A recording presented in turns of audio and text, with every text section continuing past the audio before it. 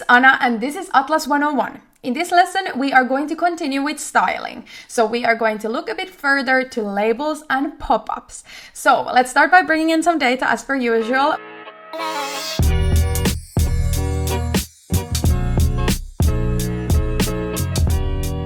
And once the data has uploaded, we can see it in the layers like this. Let's zoom in so we see what we're working with.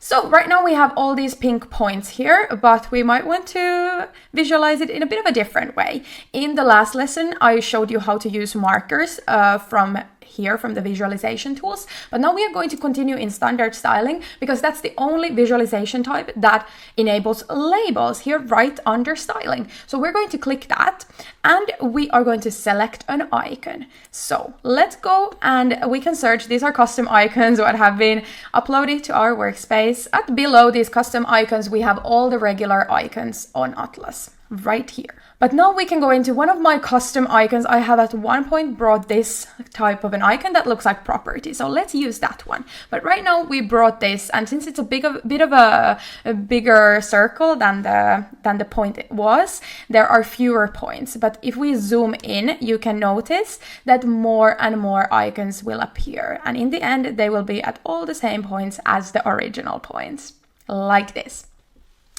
This effect happens because we haven't enabled overlap.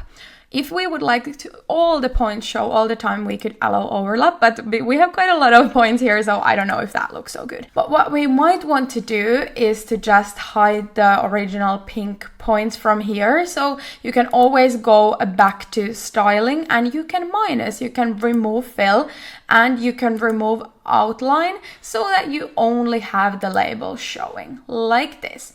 You can also add text. You can choose which field shows there. But I don't know if we will have that right now.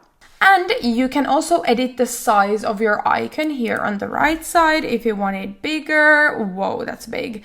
Or if you want it smaller, you can also type 1.5, 1.8, for example. Maybe this one starts to look quite nice. So that we have many points showing, but when we zoom in, maybe let's zoom in somewhere where we have a lot of points.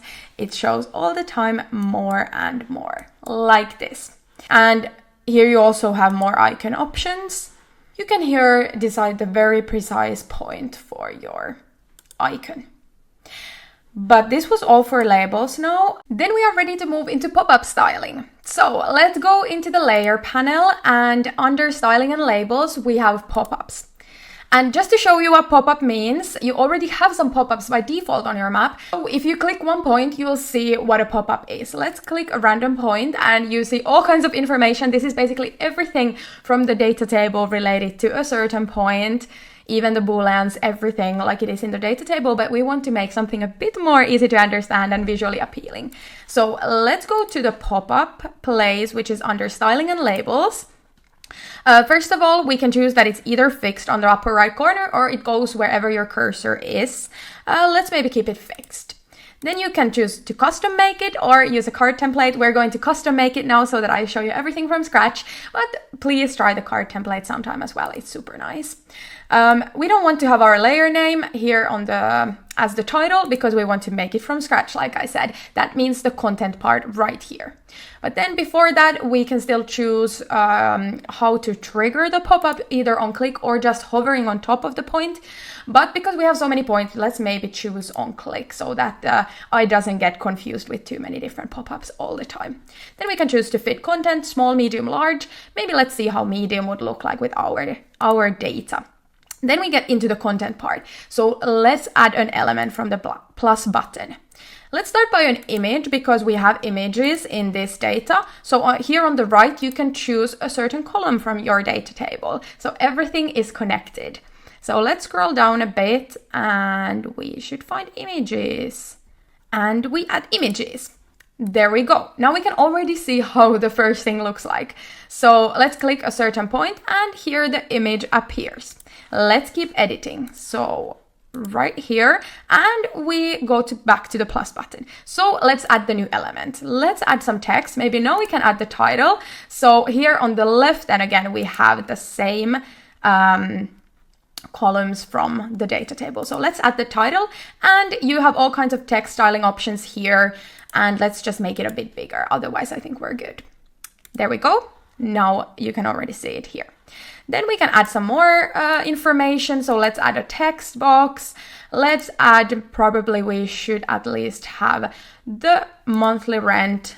That is only a number itself. So let's add the Danish crowns as the currency. And then let's maybe add the size of the place right here. The same thing, we have to add what we are indicating with the number. So right here. Whoops, there. Square meters, and hit save. All right, here we have already more information.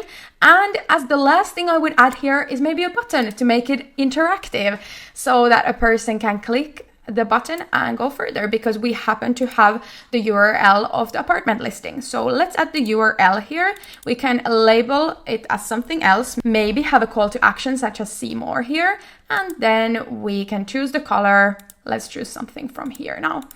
And here we go. This is our pop-up now. You can click different places, see how it looks with different listings. It always depends on how is their content, what you have as the data, or if you bring your own images and so on. But this was all for this lesson. I'll see you in the next one.